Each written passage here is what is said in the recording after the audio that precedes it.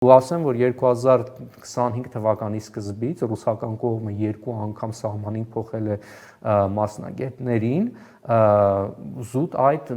նկատառումներով, որ էլի կոռուպցիա տեղ գործում է, ու սա, որ էլի 90 օր են սարքել 180 օրից, էլ ավելի մեծ ճնշում է գործադրելու մեր բեռնակիրների վրա, որ երկար չսպասեն, որտեղ կարող է 10 օր, 20 օր սպասեն, ասենք չհերիք իրենց այդ ժամանակացած իրաց գործեր անել։ Բայց այդ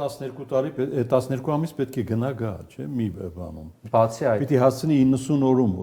օգտվի ռուսական։ Այո, դա այդ խնդիրն էլ կա, այսինքն սա մեծացնում է ընդհանուր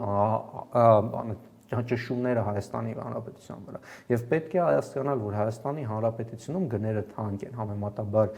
հարևան պետությունների, որովհետեւ այդ մապրանքների հիմնական, որոնք գնաճային են, առաջին հերթին ցորենը, երկրորդ հերթին բենզինը,